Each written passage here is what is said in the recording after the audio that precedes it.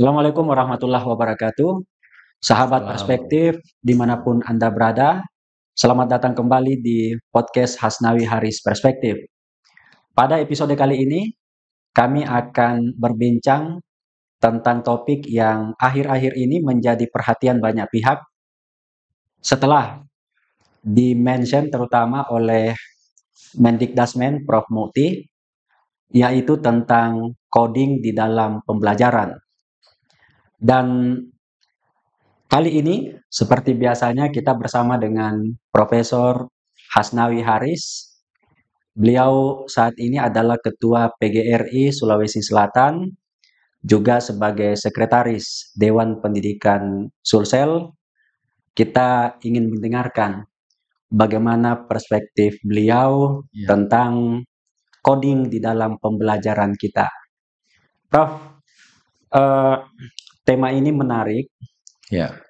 Terutama karena memang di masa kita sekarang, kita sedang berada di era digital, suka atau tidak, algoritma coding itu adalah satu hal yang berada di sekitar kita, Prof.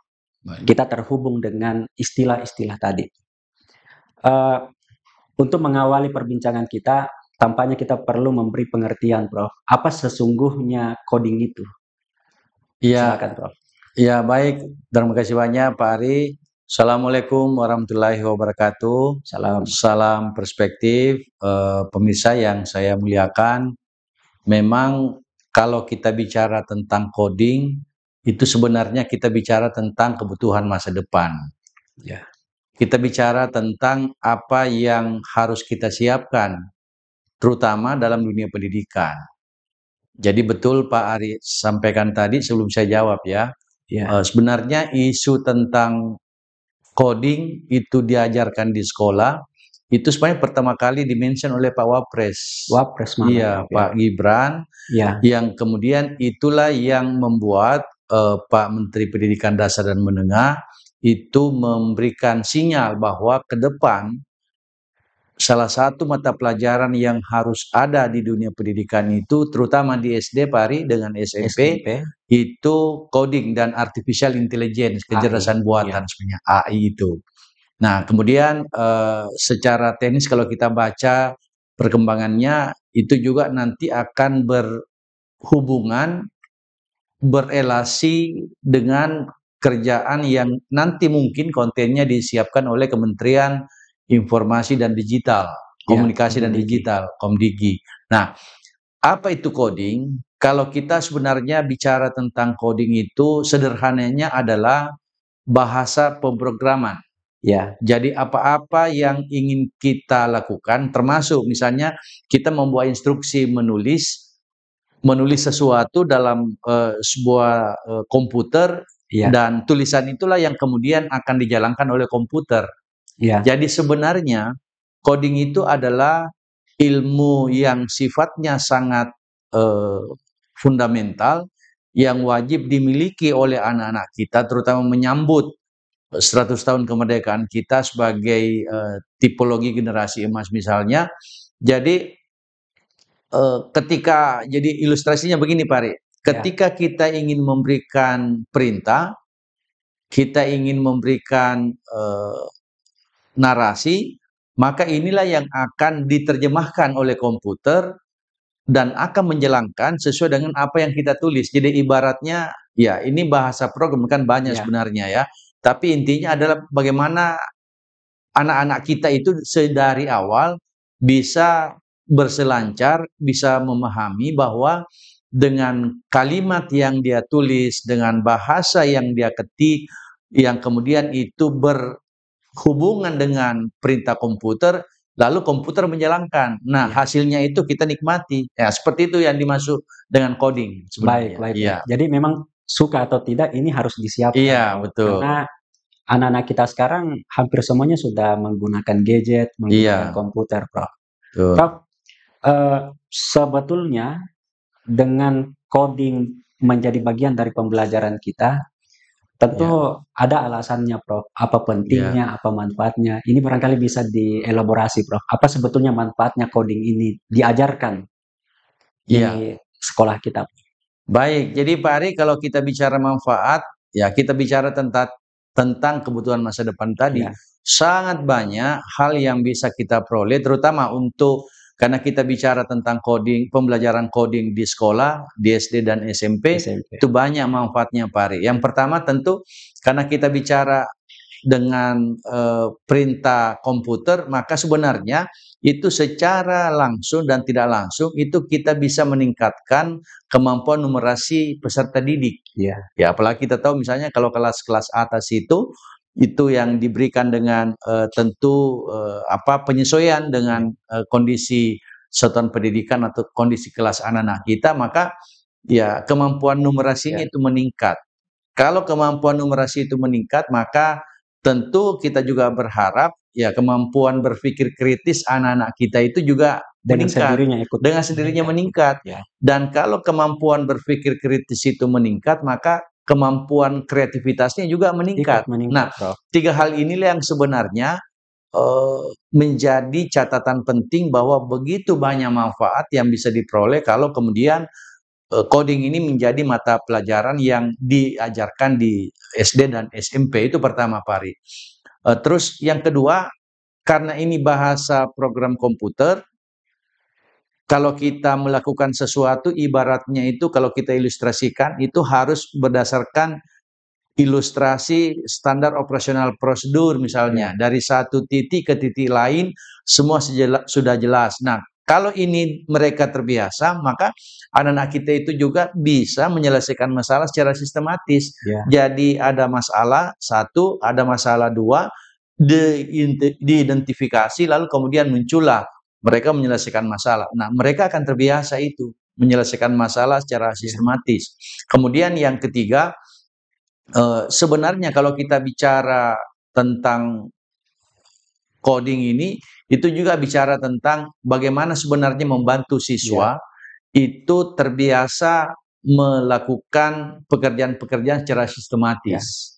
Jadi tidak boleh, ya kalau kita lihat kan misalnya dalam dunia pendidikan, ada sesuatu yang tidak melewati tahapan, itu kadang ada katakanlah jawabannya salah. Nah, kalau ini dibiasakan mereka, dibiasakan seperti itu sehingga ketika di ujung nanti mereka bisa menemukan hasilnya, tapi tahapan-tahapan yang dilewati juga benar.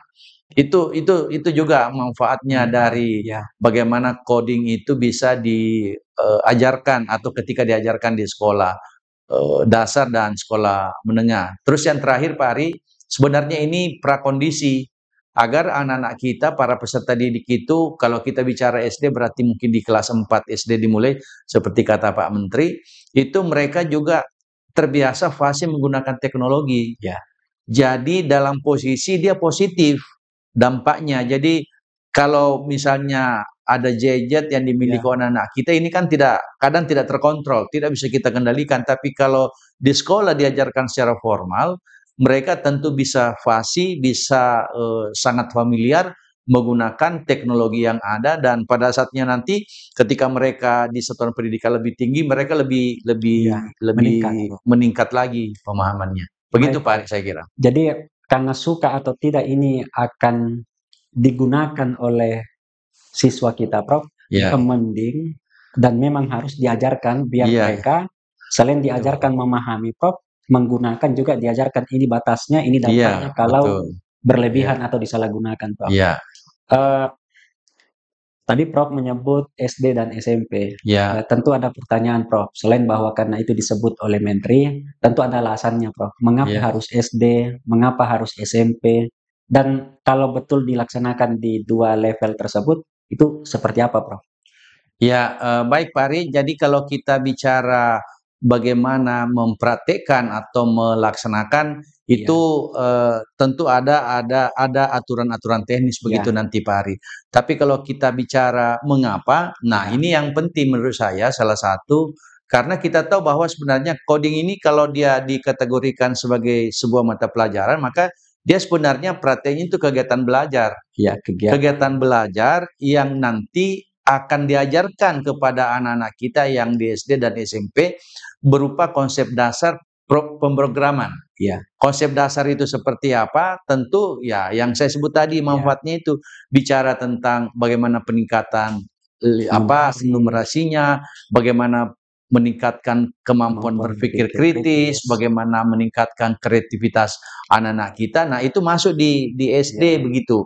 Nah, yang kedua kalau kita lihat ya coding ini kemudian menjadi sangat penting diajarkan karena sebenarnya kita mau menyambut generasi emas dengan segala persiapannya sehingga dari awal di SD itu harus diajarkan dengan catatan tentu ini masyarakat juga perlu memahami bahwa meskipun ada pro kontra tapi kita tentu memahami bahwa pembelajaran coding sebagai sebuah mata pelajaran di SD dan SMP itu tentu takarannya disesuaikan dengan kemampuan anak-anak kita.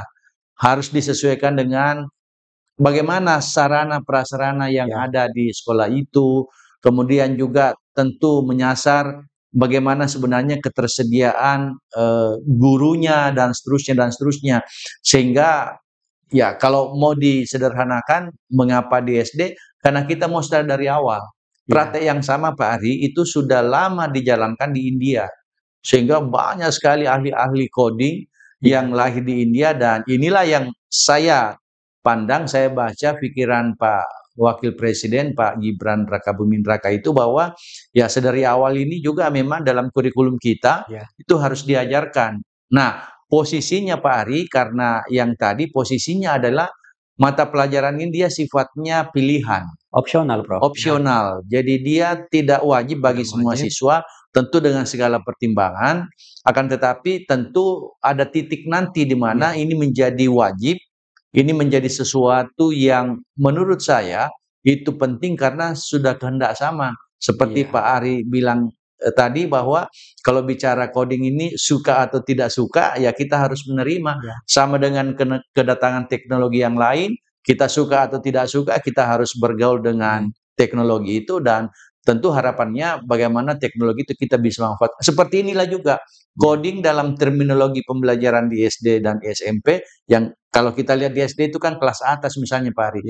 Kelas atas itu biasanya di kelas 4, kelas 5, kelas 6 itu pembelajaran yang mungkin tidak sama dengan ketika anak-anak mahasiswa belajar coding di perguruan tinggi. Tentu ada gradasinya begitu Pak Ari. Baik, Prof.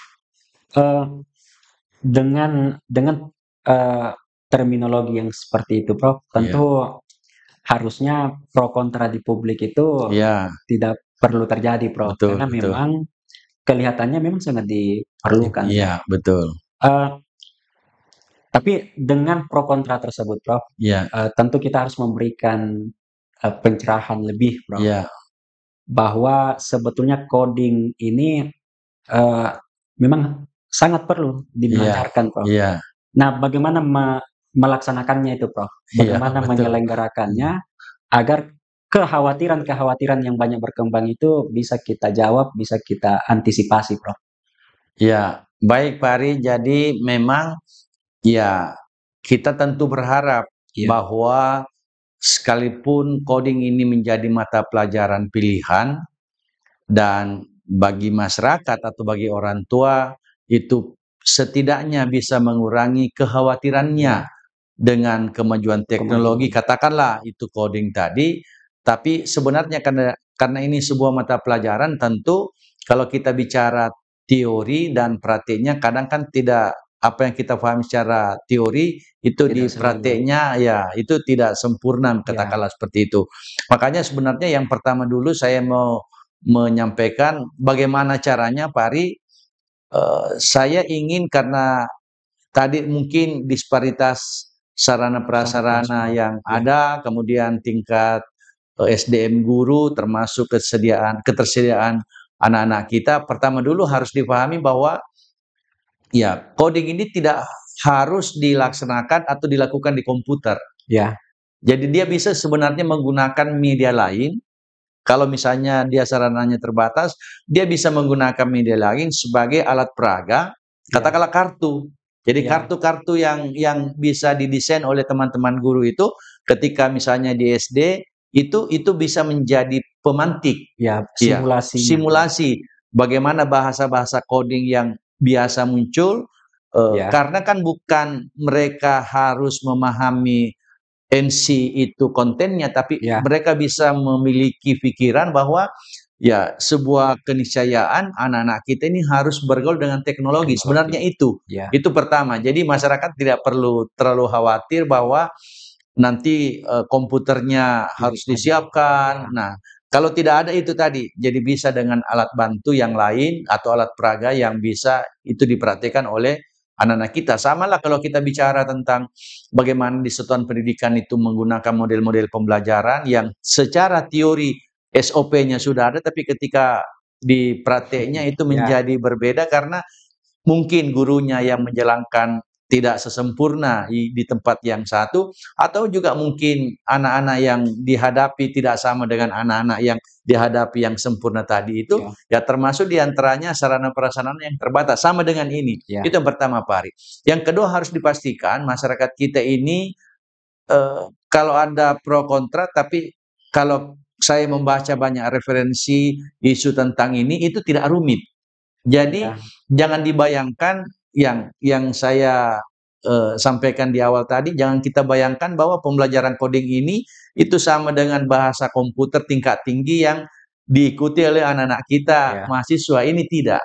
Jadi ada ilustrasi-ilustrasi yang sebenarnya terbangun dari awal. Untuk apa kita lakukan itu? Agar anak-anak kita itu secara paralel meningkat kemampuan numerasinya. Nah, itu sebenarnya yang kedua. Yang ketiga, Pak Ari, ya tadi juga saya sudah sampaikan, tentu tidak semua siswa. Ya, kalau kita bicara tentang bagaimana mempraktikkan ini, karena ini juga memang bagian dari pembelajaran tingkat tinggi, ya ini anak-anak kelas 4 SD saja dulu. Kelas 4 SD, kelas 5, kelas 6 SD, tambah SMP. Nah, inilah yang akan bisa mengikuti irama, setidaknya apa yang disampaikan oleh teman-teman guru itu bisa berterima dengan anak-anak kita, Pak Ari. Terus yang lain, karena ini diajarkan di SD dan SMP, sebenarnya saya termasuk yang berpendapat bahwa sebaiknya juga ini sudah harus diuji cobakan di SMA. Jangan terpotong, jadi ketika SD, SMP belajar coding, tiba-tiba di SMA tidak ada, mereka yang tadi ini, nah ketika mereka yang sudah mempelajari di SD, SMP, tiba-tiba di SMA tidak ada, tiba-tiba hilang, ada yang lost di situ. Nah, harapannya ini sebenarnya itu diterapkan secara berkesinambungan, diterapkan secara berkelanjutan, sehingga anak-anak yang mengikuti mata pelajaran pilihan ini adalah mata pelajaran yang memang kita anggap berkelanjutan, secara simultan terus, sehingga anak-anak pada akhirnya akan memiliki kemampuan yang kita sebut tadi, setidaknya yang 3 itu, berpikir kritis, kemudian dia numerasinya meningkat, dan dia tingkat kreativitasnya juga tinggi. Nah, itu sebenarnya dalam bayangan saya bagaimana kita melihat bahwa coding yang diajarkan di sekolah dasar itu adalah sebuah keniscayaan, dan orang tua tidak perlu terlalu khawatir, menurut saya, Pak Ari. Baik, Prof. Ini tentu bisa menjadi oase, Prof. Angin segar kepada orang tua kita, oleh penyelenggara pendidikan, bahwa asumsi kekhawatiran yang selama ini berkembang itu tidak perlu terlalu merisaukan kita. Betul, betul. Karena sesungguhnya tidak serumit yang kita bayangkan barangkali, Prof. Prof, terakhir, seperti biasa kita perlu memberi edukasi kepada pemirsa kita, dan kali ini ya kaitannya dengan coding, Prof, di SD dan di SMP. Silakan, Prof. Baik, Pak Ari, terima kasih. Sahabat perspektif yang berbahagia, sebagai edukasi kita pada hari ini, tentu kehadiran coding ini untuk siswa, suka atau tidak suka, Anda semua harus menjalani, mengikuti irama kemajuan teknologi, dan kemajuan teknologi salah satu diantaranya adalah coding. Dan coding ini nanti akan membuat Anda semakin mudah menyelesaikan segala persoalan, Anda kemungkinan akan memiliki tingkat berpikir kritis yang baik, Anda memiliki kreativitas yang tinggi, dan di saat yang sama Anda juga bisa menjadi orang yang kita anggap memiliki kompetensi yang memang dibutuhkan di tengah-tengah masyarakat. Bagi teman-teman guru, saya ingin ingatkan bahwa coding adalah bagian terpenting dalam dunia pembelajaran kita, sekalipun tadi statusnya adalah pilihan, tapi ingin saya ingatkan untuk menjalankan program pilihan, mata pelajaran pilihan ini, coding, dengan menyenangkan. Jadi sebenarnya kalau yang praktek itu ya harus menyenangkan. Harus Jadi menarik dan harus menarik sehingga anak-anak kita memang terinspirasi, anak-anak kita akan menyadari bahwa coding ini dibutuhkan. Nah itu saya kira setidaknya itu, dan pemerintah saya kira dengan kurikulum yang ada kita harus betul-betul mendesain kurikulum ini dengan baik, karena beban kurikulum yang ada sebelumnya sudah cukup berat, bertambah lagi ini meskipun posisinya dia pilihan, itu akan semakin berat. Nah, bahkan saya mau mengatakan karena ini memang sangat dibutuhkan, boleh jadi nanti ada pelajaran yang materi muatannya itu sudah harus sedikit dikurangi, bukan pelajarannya dikurangi, tapi mungkin dikurangi bebannya, sehingga coding sebagai mata pelajaran pilihan itu bisa masuk sebenarnya terinjeksi, terintegrasi dengan pelajaran-pelajaran lain. Saya kira itu Pak Ari, edukasi kita. Baik, makasih Prof atas pencerahan, atas edukasi dan perspektifnya. Sahabat perspektif dimanapun Anda berada, demikianlah perbincangan kami hari ini. Terus dukung tayangan kami dengan mensubscribe, dengan men-share, dengan berkomentar di setiap episode kami. Sampai jumpa pada episode selanjutnya. Pahami lebih dalam, edukasi tanpa batas. Salam perspektif. Salam perspektif. Wassalamualaikum warahmatullahi wabarakatuh. Waalaikumsalam warahmatullahi wabarakatuh.